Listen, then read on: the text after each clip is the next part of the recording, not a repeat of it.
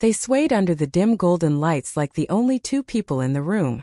Her smile, the one she no longer gave me, and the way she rested her head against his shoulder felt like a punch I didn't see coming. As the slow song wrapped around them like a secret conversation, I stood rooted to the floor, a man watching his world tilt sideways. I didn't shout. I didn't confront her. I simply walked out, silent, calm on the surface but dying inside. 1 hour earlier, the living room in our home on Maple Street in Portland, Oregon, was warm with chatter and music when my friends burst in with a cake. 32 candles, a reminder that I was older, but not necessarily wiser. "Speech, Mike," someone yelled. I laughed, raising my glass. To good friends, another year, and gratitude for the woman who made this night happen. I reached for Sarah's hand. She smiled, but something about it was stiff, like she was performing a role rather than feeling it. I brushed it off. People get tired. Parties are loud. Nothing to worry about. Later, while I opened gifts, I noticed her checking her phone more than usual. A small thing, easy to ignore, but irritation scratched at me like a grain of sand under the eyelid, tiny yet impossible to unfeel. Then the doorbell rang and everything shifted. When he walked in, I didn't recognize him at first. Tall, athletic build, a casual confidence in his walk. But when Sarah's face lit up in a way I hadn't seen in months, my stomach twisted. "Ryan," she breathed, stepping forward. I froze. Ryan Hayes. The one she'd said was just a part of the past. He hugged her tightly, too tightly, like time and distance meant nothing. Someone asked, "You two know each other?" She laughed, brushing hair from her face. "We dated years ago. Just silly young love." But I saw the flicker in her eyes, the one that comes with unfinished stories. I put on my polite host smile, shook his hand, offered him a drink. That's what a mature husband does, right? Keeps cool. Pretends he isn't already unraveling. The dance floor started with a toast to me. "Great guy, great husband. Sarah, you married well," Ryan said. People laughed, clapped, cheered. She did too. But I felt like a man watching someone else live his life from behind a glass wall. The music rose again, slow, melancholic, the kind that invites memories instead of steps. She had always loved slow dances. We used to sway in the kitchen at midnight when the world was quiet, her head on my chest, my lips in her hair, breathing each other like oxygen. But tonight, when I reached for her hand, she hesitated. Just half a second, tiny, invisible to everyone else. But I felt it like a blade. "I'm tired," she murmured. Yet moments later she was laughing, hand intertwined with Ryan's, letting him pull her into the crowd. The sight stopped time. Her fingers tracing his shoulder, his hand resting on her waist, their bodies closer than polite, her eyes closed as if remembering a feeling she missed. My heart didn't break. It shattered. Something inside me whispered, "Leave. Leave before you drown." So I set down my glass, walked quietly to the door, and stepped out into the cold night air.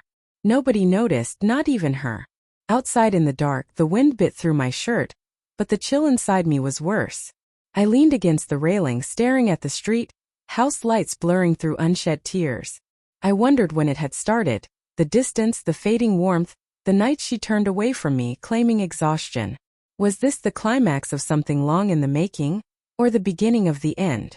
Behind me, laughter floated through the windows. My birthday, and I was alone outside, the uninvited guest at my own derailment. The door clicked open.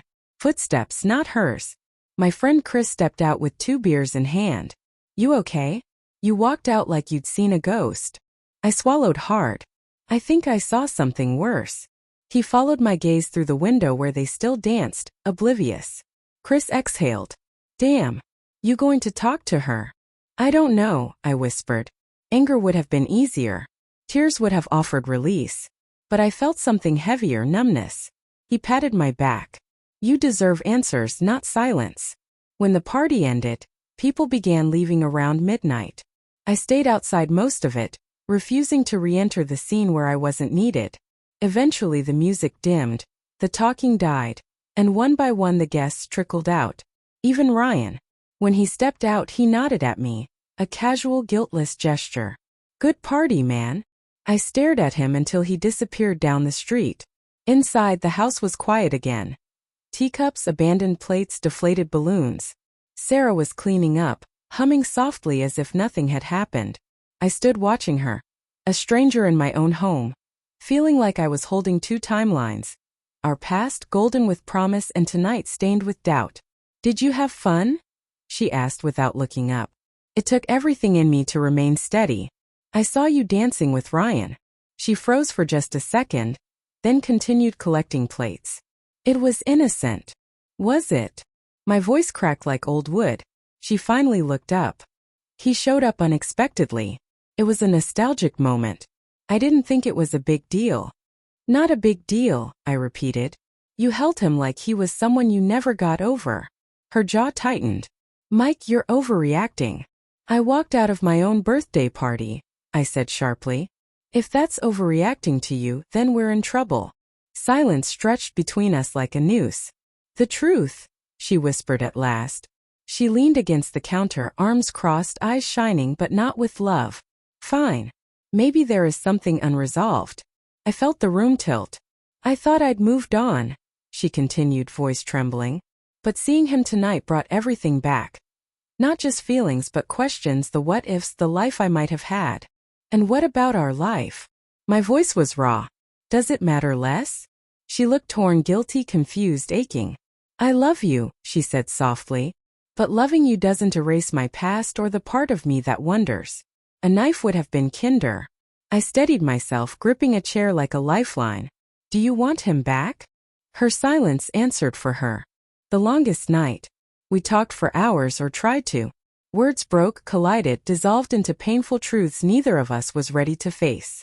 She admitted she'd been distant, that part of her had felt something missing, that Ryan represented a version of herself she once loved, before life became bills, schedules, routines. "He reminded me who I used to be," she whispered. "And I remind you of who you are now?" I asked bitterly. "Trapped." Her eyes filled. "No. Just older. Different.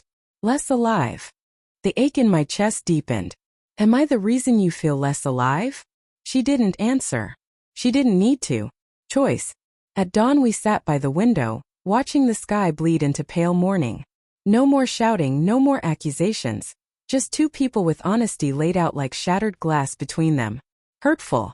Necessary. "What happens now?" she asked. "I don't want a wife who longs for someone else," I said quietly. "And you shouldn't be with a man you feel half alive with." Her breath hitched. "Are you ending this?" "I'm choosing dignity," I whispered. "And peace. For both of us." She reached for my hand. For the first time that night I pulled away. "I'm going to my brother's," I said. "You take time. Figure out what you truly want. If it's me, it has to be all of me, not the comfortable safety net." Tears slid down her cheeks. "I don't want to lose you," she whispered. "You already started to," I replied gently, walking away for real this time. I packed a small bag. Heart heavy, body exhausted, soul bruised but standing. At the door I looked back once at the woman I had loved for years. At the home built on memories now fragile as dust. "Happy birthday," she choked out, her voice a broken apology. I smiled sadly. Maybe next year will feel like one. Then I walked out, silent just like before, but this time not running from pain. Walking toward healing. And as sunlight touched my face, warm after a long cold night, I whispered to myself, "I deserve a love that stays on the dance floor with me."